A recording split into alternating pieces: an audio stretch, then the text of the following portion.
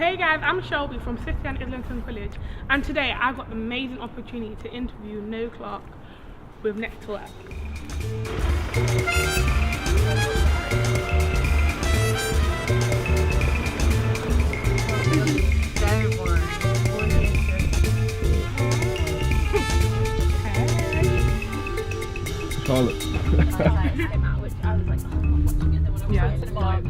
It was so and it was cool. like the first 3D one and stuff at the time, and people were. Hi guys, it's me again. We're here now with Noel Clarke.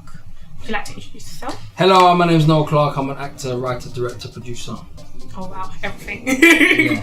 So my first question for you is, how did you get where you are today? So what's your journey? What is my journey?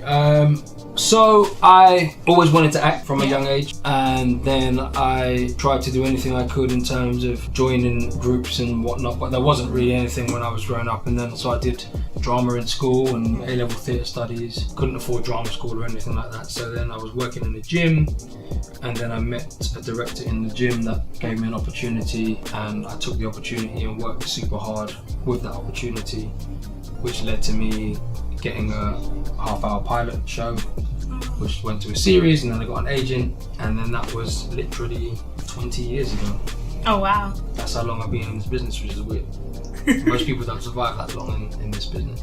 So you said about like not being able to afford drama school, and you worked super hard. What advice would you give any young people wanting to get into the industry? Sort of what I just said in the first one is take any opportunity that's given and make sure you capitalize on them. Make sure you work extra hard, and no one can question your work rate, because a lot of this business isn't just about the talent. You can be very talented, but if you don't work hard, you're not going to get anywhere. I know a lot of people that were more proficient than me at many of the disciplines, but just were lazy and didn't work as hard, and eventually you surpass them if they don't. Another question.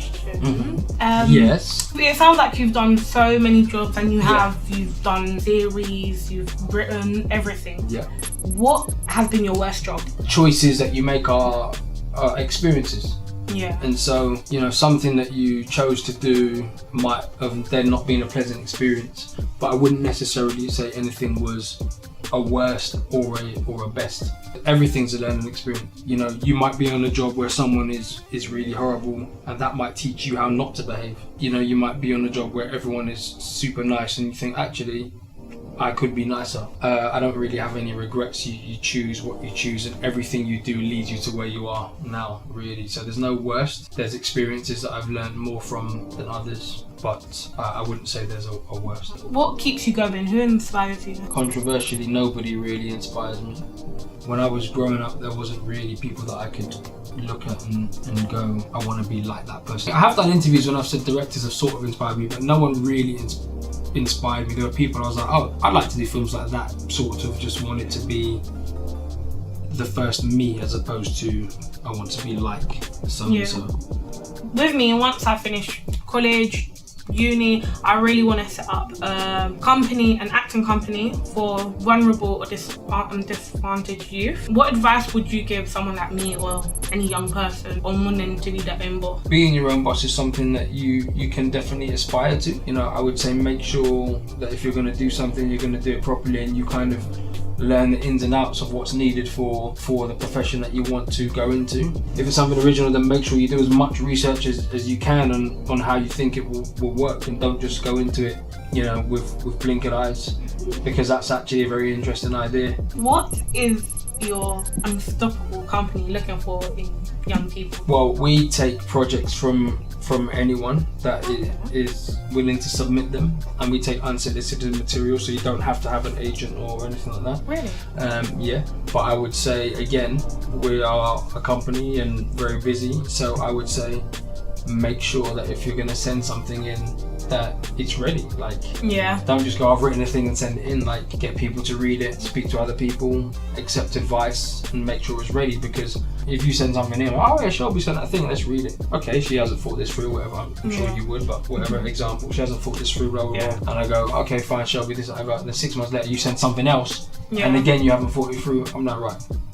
Next time Shelby sends something, I'm not reading it. whenever you're going to send something, make sure it's as ready as you believe it can be, and really work on it super hard before sending it in, because we give a lot more chances than other people. Yeah. We've read 13 things from Shelby, and she hasn't thought any of them through. Like, why is this ostrich living on the moon? I don't get it. Like, yeah. do you know what I mean? If you was gonna hire a young person, what is it that you're looking for in them? Initiative, free thinking, and opinions. We don't want sycophants or people that are just gonna sit down and wait to be told what to do. We need people that are, I need to be about to tell you to do something, and you come in and be like, I've already got the notepad because I was just thinking. Yeah. People that are determined, people that are going to work hard. It's easy to say, but you need a work ethic. I go and see a lot of drama schools and sometimes business schools, and I talk to people, and it's interesting to watch the classes, because I can look at the classes and I can tell within 10 minutes that who has a work ethic and who doesn't. Yeah. And some people don't even realize they don't have the work ethic to survive, because they're protected by the bubble that they're in. When I come out, I'm going to do this and stuff. You don't even know you haven't got the work ethic, but I can see you don't have it. Yeah. Because there's 5 people here like taking notes and doing stuff, and you're just sitting there like.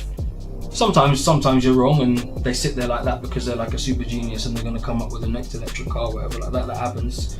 Occasionally, you can tell when you go into a class of students and you sit and you watch them for 5 to 10 minutes, you can tell who's going to succeed and who's not going to succeed. So with young people that we're hiring, we're looking for those people that have initiative, that have drive, that have work ethic, that want to succeed, that want to learn, that will ask questions, that will give opinions. I won't look at that red fridge and say, I love that blue fridge, and they go, yeah, it's great. I want you to tell me, no, with all due respect, that's not blue.